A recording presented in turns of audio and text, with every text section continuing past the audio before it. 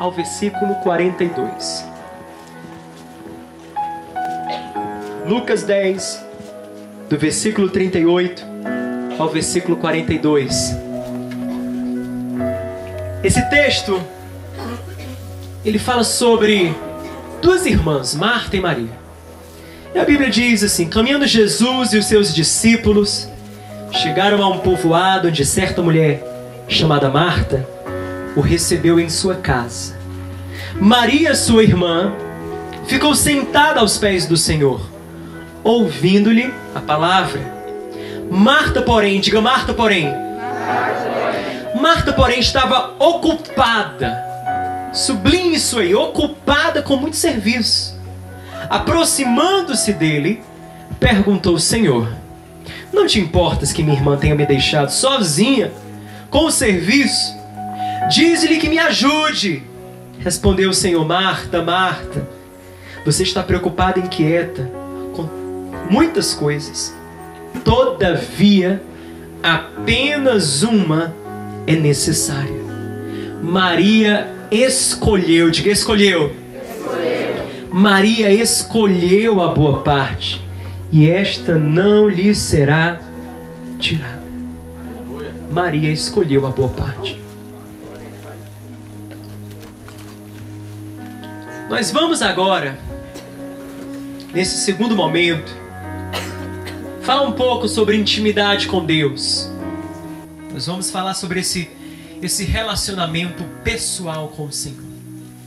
E portanto, antes que eu entre aqui nesse texto de Lucas, capítulo 10, do versículo 38 ao 42, eu queria que nós voltássemos lá no princípio de todas as coisas, lá na criação do Gênesis, no jardim do Éden, onde tudo teve o seu início. Quando Deus ele criou o ser humano, o homem e a mulher, é muito claro no texto bíblico que Deus ele se relacionava com o homem de forma muito pessoal. A Bíblia fala, por exemplo, em Gênesis capítulo 3, que quando Adão percebeu que o Senhor andava no jardim, olha só, Adão conseguiu perceber o andar de Deus, a chegada do Senhor. Deus tinha o hábito, portanto, de se apresentar, de se manifestar ali no Éden, de forma física. É o que os teólogos eles chamam de teofania, é uma manifestação física do próprio Deus. Olha que coisa tremenda, aquilo que para nós é algo extremamente sobrenatural, que acontece, quem sabe, com 2, 3 pessoas no planeta Terra, na história do cristianismo. Ali para Adão era algo natural, diário, cotidiano. Deus todo dia chegava lá e dizia: ó, vamos conversar. Eu quero te ouvir. E você, eu tenho certeza, também quer me ouvir. Vamos conversar, vamos nos relacionar aqui. Então, eu quero que você perceba que quando tudo começou, a comunhão do homem com Deus era uma comunhão plena. E eu arrisco dizer que o que tornava o Éden, esse jardim perfeito, esse paraíso, como comumente a gente fala ou chama, não era a beleza física do lugar, não era o que estava lá, era quem estava lá. Era porque o Senhor estava naquele lugar, a presença dele estava ali, a glória de Deus estava ali. Era por isso que o jardim era tão perfeito, era por isso que aquele ambiente pode ser de fato chamado de paraíso. Então, eu quero que você entenda que essa comunhão perfeita, ela acaba, ou pelo menos ela é rompida com o pecado. Quando o ser humano ele come do fruto da árvore do conhecimento do bem e do mal, e isso significa que o ser humano ele disse assim: não, eu quero para mim todo o conhecimento do bem e do mal, ou seja, o conhecimento total. Eu quero ser independente de Deus. Eu quero não mais precisar consultar a Deus para saber o que é bom e o que não é, o que é o bem e o que é o mal. Eu quero saber por mim mesmo. Então essa atitude humana de se apartar de Deus, essa busca humana por autonomia, por independência de Deus, foi o pecado original. E por causa desse pecado, Gênesis 3 fala que Deus então expulsa o homem do Éden. E essa expulsão do Éden simboliza exatamente o fim dessa comunhão pessoal. Agora, o homem não tem mais essa relação íntima com Deus. Agora o ser humano precisa construir um altar, oferecer um sacrifício, para então que Deus o escute, para se relacionar com Deus. Você percebe? No começo não tinha altar. No começo não tinha sacrifício. No começo não tinha nenhum elemento. Nada. Porque o homem estava ali, ó, face a face com Deus. Mas agora ele precisava. Ele precisava de um momento. Ele precisava de um lugar. Ele precisava, vamos colocar assim, né, nesse sentido, desses ritos religiosos. Pois bem, quando a gente caminha na Bíblia, é isso que a gente vai perceber. Que aquilo que era constante para o homem, para Adão no Éden, passou a ser algo pontual depois da queda. Abraão, por exemplo, teve um encontro com Deus, mas foi assim, um encontro e depois nunca mais. Passou 15, 20 anos sem ouvir o Senhor. Depois ele foi ter esse encontro de novo. Moisés teve um encontro lá na sarça ardente, depois teve um encontro lá no Monte Sinai. Você entende? Os encontros passaram a ser assim. Um momento Deus fala aqui, depois 15, 20 anos, aí pode ser que Deus bata na tua porta e diga, cheguei de novo. Você está entendendo? Olha a diferença. Deus estava face a face, agora não mais. Deus estava a todo tempo, agora não mais. A relação era íntima, agora não mais. Tudo por causa do pecado, tudo se rompeu. Mas uma coisa maravilhosa que acontece na Bíblia é que Jesus de Nazaré, ele vem. E ele vem exatamente para reconstruir o caminho que o pecado destruiu. A Bíblia fala em Hebreus capítulo 10 que Jesus, por causa do seu sangue, ou com o seu sangue, ele abriu para nós um novo e vivo caminho. Por que novo e vivo caminho? Porque o caminho que antes nós tínhamos com o Pai foi fechado e cancelado pelo pecado. Agora Jesus com o seu sangue estava abrindo para nós um novo caminho. Era o caminho da graça. Onde não estamos mais lá porque fomos meramente criados por Deus e por isso a gente está aqui no jardim. Não. O novo e vivo caminho é o caminho da graça. É o caminho onde eu estou na presença de Deus porque o Filho dele, Jesus, morreu por mim na cruz. O seu sangue me lavou e me redimiu. E por causa dele, de Jesus, não por causa dos meus méritos, porque eu não mereço, mas por causa de Jesus, dos méritos de Jesus, eu estou aqui na presença de Deus. Aleluia. Por que quando a gente ora, a gente sempre ora dizendo no final, em nome de Jesus? Você já parou para perceber esse detalhe, em nome de Jesus? Você acha que em nome de Jesus é palavra mágica? É porque se eu não falar em nome de Jesus, a oração não sobe, fica. É assim que funciona? Não. Em nome de Jesus não é uma frase mágica. Em nome de Jesus é algo que tem sentido. Quando eu falo em nome de Jesus, significa o seguinte: Deus, eu estou aqui, Pai. E eu estou aqui diante de Ti, orando e falando contigo.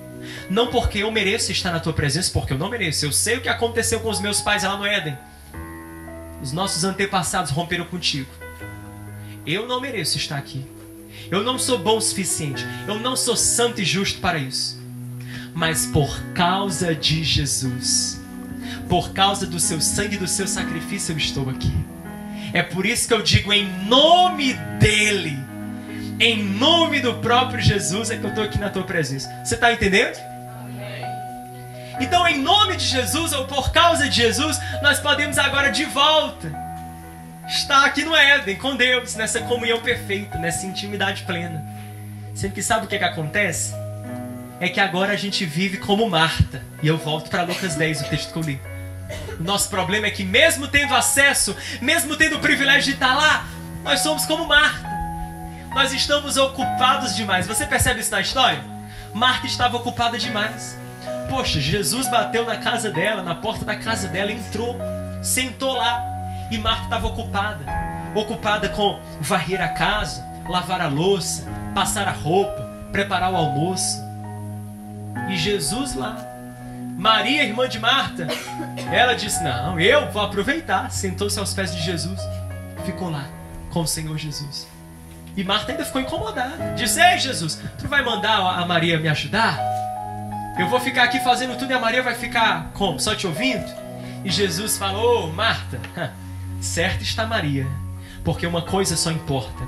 Sabe o que é essa uma coisa que só importa, querido? É essa intimidade, esse relacionamento com Deus. Nós fomos criados para isso, como eu falei agora há pouco. Eu e você, nós fomos por Deus colocados nesse mundo em primeiro lugar e antes de qualquer coisa, para essa intimidade, esse relacionamento pessoal com Deus. E isso não era possível mais por causa do pecado, agora é por causa de Jesus. Mas mesmo sendo possível por causa de Jesus, a gente abre mão de tudo isso porque estamos ocupados demais. Ocupados demais, cansados demais. A gente não fica cansado pro Netflix. A gente não fica cansado pro Facebook. A gente não fica cansado para o WhatsApp. A gente não está ocupado para nada disso. Mas para estar com Jesus a gente está ocupado. E sabe o que acontece? Escuta só.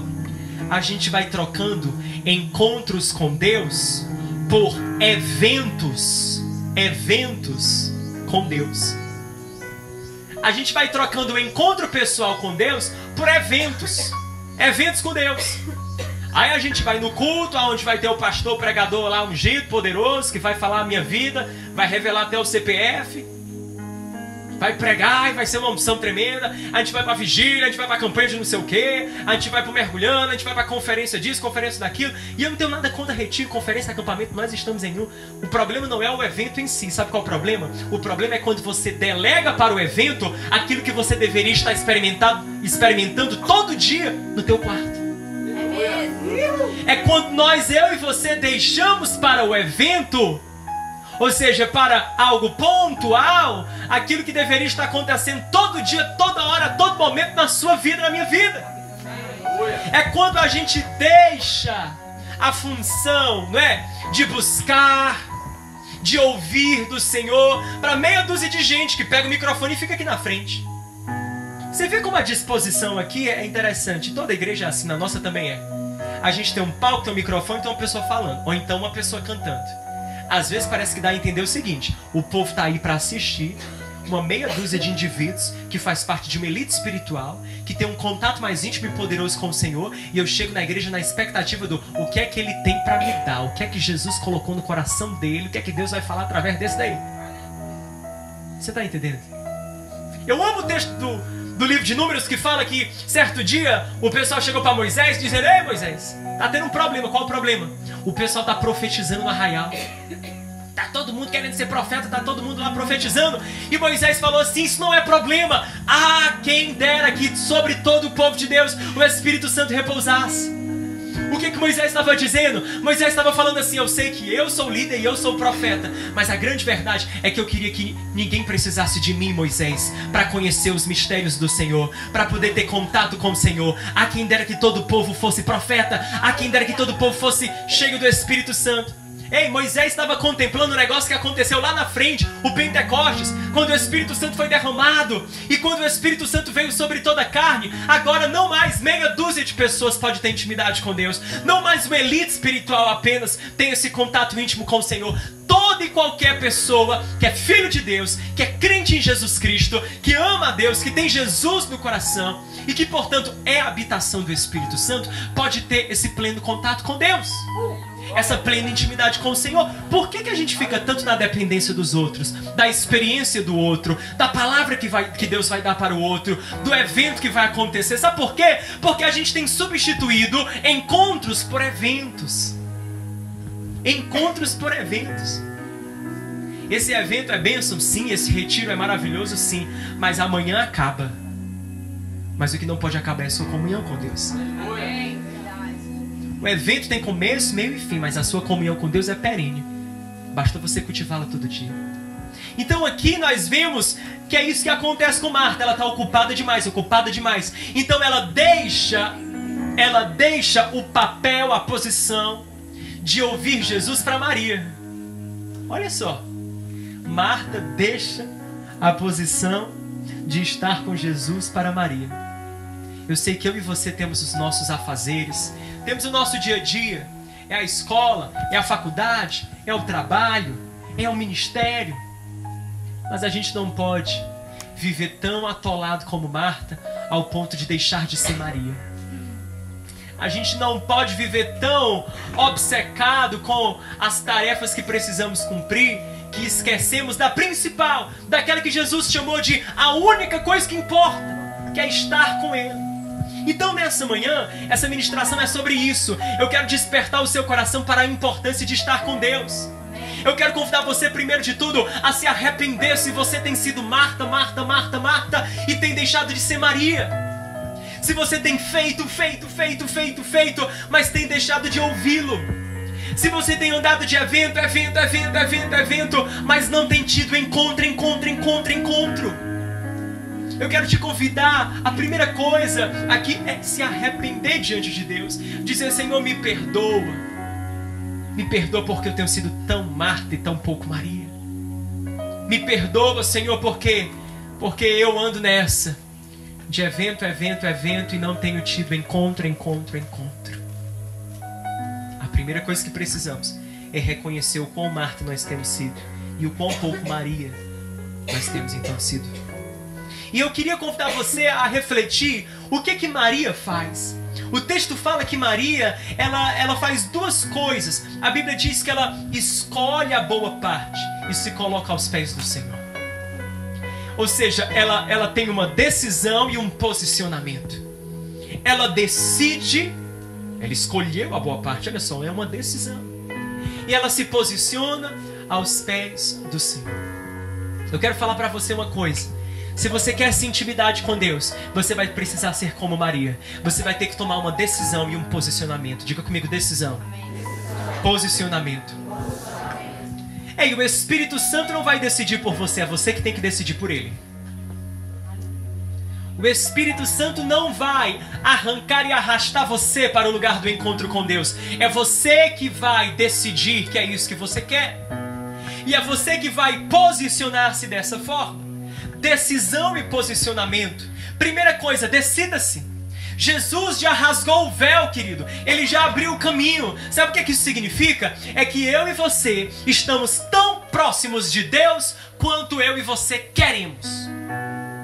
Eu vou repetir para você fazer o download, a assimilação aí. Jesus já rasgou o véu. Não há mais impedimento. O que nos separava do Pai não separa mais. Qual a implicação disso? Que eu e você estamos tão perto do Pai quanto eu e você temos buscado e decidido por isso. O caminho é o mesmo. O caminho que o apóstolo Paulo tinha para Jesus é o mesmo que eu e você temos. O caminho que Pedro tinha para Jesus é o mesmo que eu e você temos. É o mesmo. Está aberto.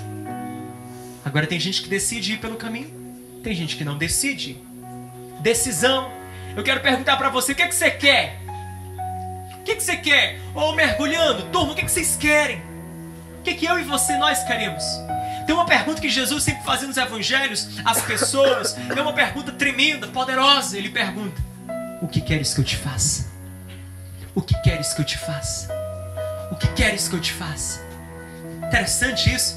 Porque Jesus, vamos lá, pensa comigo. Jesus não sabe o que é que você precisa? Ele não podia chegar para você e já dizer assim: eu sei o que é que você precisa, viu, meu filho? Pois então eu vou te dar aqui. Ele não podia fazer isso? Ele não faz isso. Ele não, mesmo sabendo o que você precisa, ele não chega e impõe a vontade dele sobre você. Não. Ele pergunta qual a sua vontade, o que é que você quer. Sabe por quê? Sabe por que é que Jesus pergunta o que é que você quer? Porque, querido, mesmo que Deus queira ser íntimo de você, se você não quiser, não adianta. Mesmo que Deus queira transformar a sua vida, restaurar a sua vida, derramar do Espírito dele, te empoderar e te usar poderosamente, se você não quiser, nada adianta. Tem gente que chega e diz: João, eu quero que Deus faça isso, que Deus resolva. Eu olho para ele e digo: você quer que Deus quer? Ah, meu filho, você quer que Deus quer? Deus já quer. É óbvio que ele quer. Deus já está decidido por você. Você é que precisa decidir por ele. Deus já está de braços abertos e já disse: ó, a minha mão é sobre você e os meus propósitos são esses. Agora é você que tem que escolher por ele. É por isso que ele pergunta: o que queres que eu te faça? Porque ele quer saber o que é que você quer. E aí eu pergunto para você: o que é que você quer? Você quer intimidade com Deus mesmo? Responda sério no seu coração. Responda sério no seu coração. O que é que você quer? Decisão. Mas o segundo passo que Maria toma é posicionamento. Ela decide, mas ela age de forma coerente com essa decisão. Porque tem gente que fala: eu quero Deus, eu quero intimidade com Deus. Se eu pedisse para levantar a mão aqui, então, quem quer intimidade com Deus? Quem quer aqui? Todo mundo quer. Eu acho que ninguém vem para um retiro desse dizendo: eu não quero não, eu quero distância de Deus. Nós queremos a intimidade com Deus. Mas não basta querer, há um posicionamento. Maria decide, ela escolhe a boa parte, mas ela se posiciona, ela coloca-se aos pés do Senhor. Olha o posicionamento. Existe um posicionar que eu e você precisamos exercer. É quando eu e você falamos assim: eu quero ter intimidade com Deus e por isso organizarei o meu tempo. O meu tempo com o Senhor vai ser inegociável. O meu tempo com Deus eu não vou abrir mão de forma alguma. Eu vou fechar essa porta, me trancar com Deus e no secreto vou buscá-lo, porque o meu Pai que me vê em secreto me recompensará. Ponto final. É isso que nós precisamos, nos posicionar. E aí eu quero perguntar para você, como eu já perguntei, o que é que você quer, não é decisão, mas a segunda coisa que eu te pergunto é: e o posicionamento?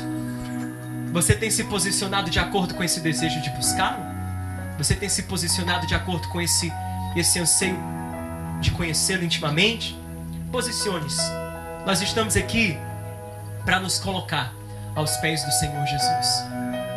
Eu queria comentar com você algumas coisas que eu e você perdemos quando nós deixamos de ser como Maria. Você pode guardar no coração? Algumas coisas que nós perdemos quando deixamos de ser uma Maria que está sentada aos pés de Jesus e somos como Marta, ocupados demais para Deus. 5 coisas eu quero comentar com você. E eu não vou me aprofundar em cada uma delas, mas eu quero citar essas 5 coisas. Pode ser? E eu vou tirar esses 5 elementos da oração do Pai Nosso. A oração do Pai Nosso é um modelo, é um norte para uma vida de oração. E a oração do Pai Nosso ensina 5 princípios. E portanto nos ensina também 5 coisas que nós perdemos quando a gente deixa de buscar Deus e ter intimidade com Ele. Então eu queria que você guardasse no coração. Primeira coisa que você perde quando você está ocupado demais para Deus, primeira coisa, você perde a consciência de ser filho de Deus. Você perde a consciência de ser filho de Deus. A oração do Pai Nosso começa: Pai Nosso que estás nos céus. A oração é um tempo, é um momento, é uma experiência onde tudo começa com o reconhecimento de que Deus é o meu Pai. Quanto mais eu oro, mais eu me aprofundo nessa relação Pai-Filho. Quanto menos eu oro, mais eu me distancio dessa relação Pai e Filho. É por isso que você pode ver gente que não tem uma vida de oração, tem uma vida ansiosa, tem uma vida preocupada, tem uma vida desesperada, porque não tem a consciência de que é filho. Quem tem a consciência de que é filho, que tem um pai, o pai cuida de tudo. E é por isso que quanto mais eu oro e mais íntimo de Deus eu sou, mais descansado eu sou. Mais descansado eu sou, porque o meu pai cuida de mim. Agora, quanto mais eu me distancio dessa intimidade com Deus, mais eu perco essa consciência de que, meu Deus, eu sou filho de Deus. Eu tenho o privilégio de ser filho. Se eu sou filho, eu sou amado. Se eu sou filho, eu sou cuidado. Você está entendendo?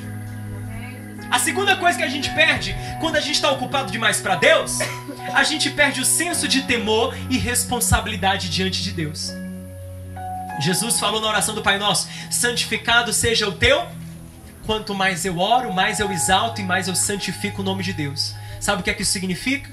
Quanto mais eu oro, mais eu sou impulsionado a viver uma vida onde o nome de Deus na minha história é santificado.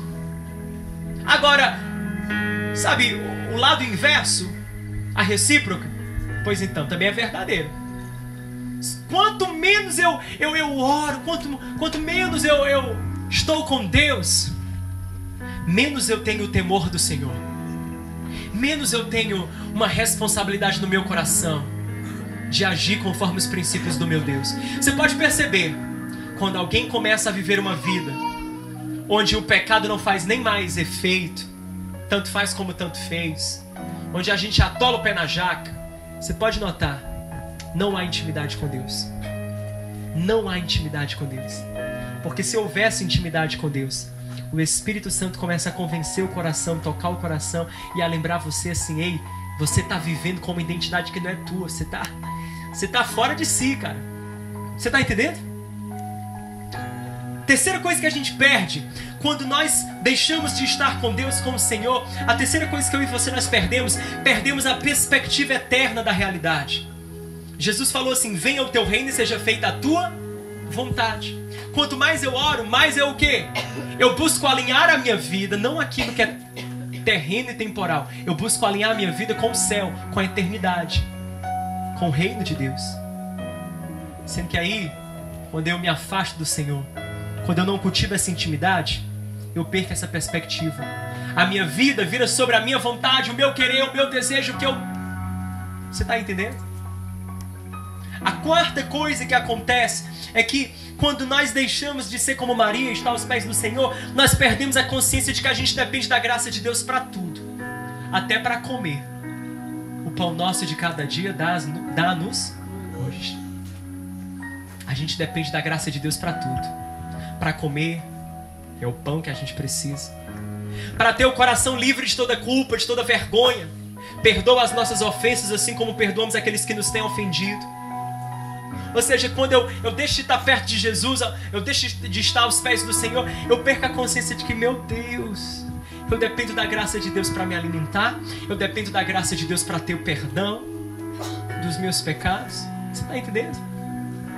E a quinta coisa que acontece é que quando eu e você deixamos de orar, nós perdemos o entendimento das batalhas espirituais nas quais nós estamos envolvidos. No final da oração, Jesus fala assim, na oração do Pai Nosso: e não nos deixe cair em tentação. Quanto mais eu deixo de orar, mais eu fico cego para as batalhas espirituais, menos eu percebo as artimanhas, as armadilhas do diabo da nossa vida. Então eu quero convidar você a entender o quanto nós perdemos. Nós perdemos a consciência de que somos filhos de Deus, perdemos o senso de temor ao Senhor, perdemos uma perspectiva eterna da vida, perdemos a consciência de que dependemos da graça, perdemos o entendimento dessas batalhas espirituais que nós estamos enfrentando. Você entende o quanto nós perdemos? É por isso que a gente precisa voltar aos pés dele, é por isso que a gente precisa voltar aos pés do Senhor Jesus. E aí eu quero convidar você a aprender alguns princípios sobre a intimidade com Deus. Pode ser assim? Amém. Se você tem Bíblia, abra comigo em Mateus capítulo 5. Balança quem está perto de você, diga: não durma. Mateus capítulo 6.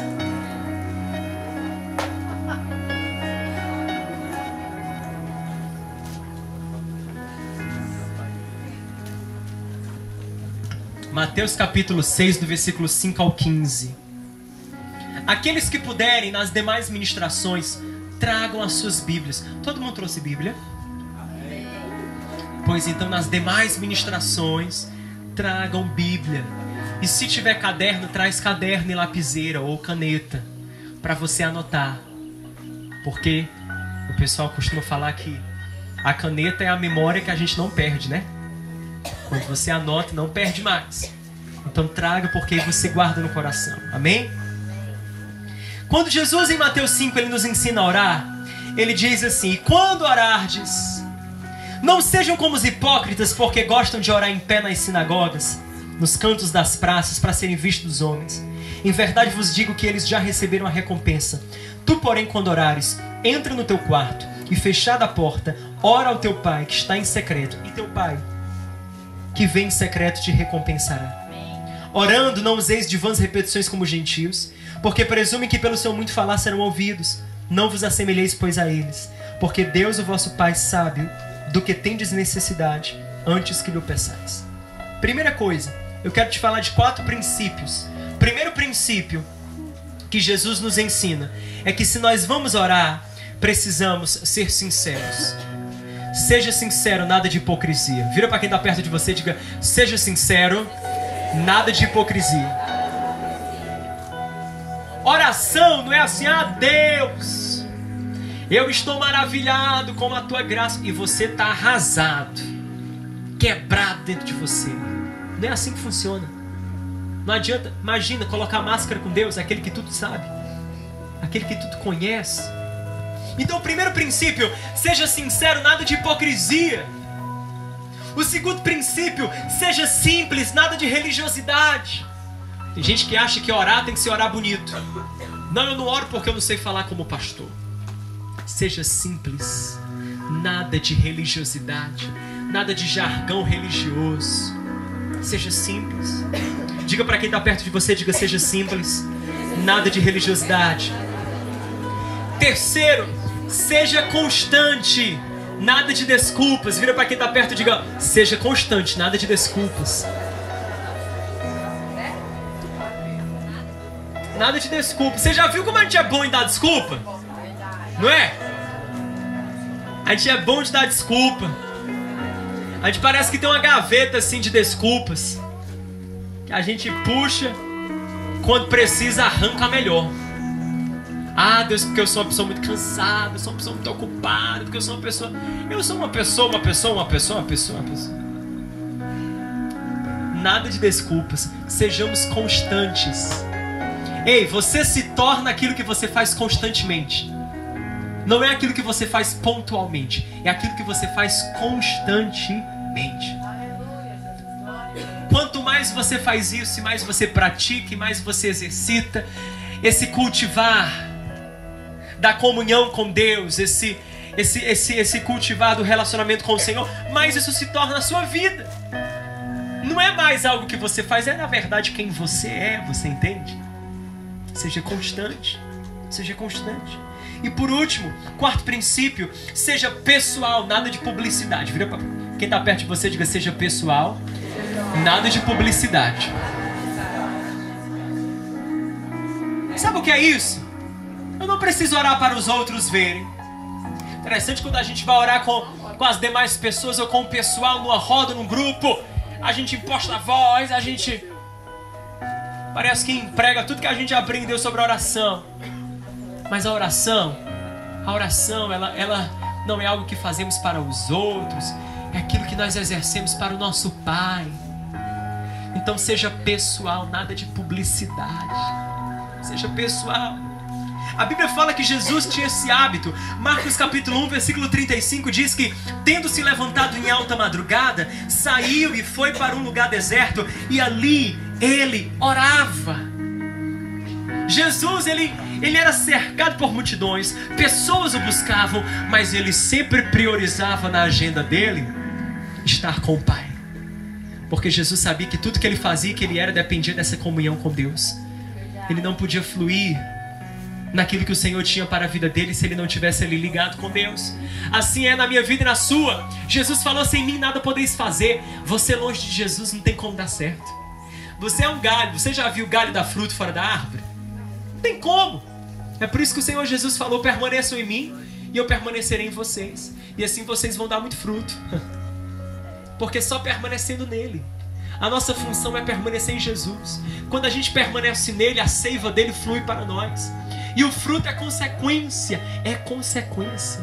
Aliás, eu desafio pessoas aqui nesse lugar com o seguinte ponto: ei, se você ajustar uma coisa na sua vida, intimidade com Deus, você vai ver tantas outras sendo resolvidas e consertadas.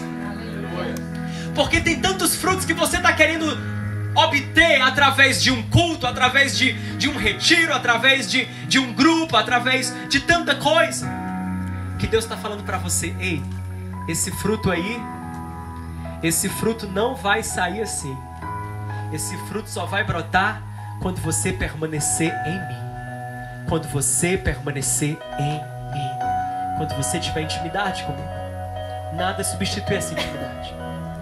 E por fim, quero incentivar você a algo simples que nós vemos na palavra de Deus.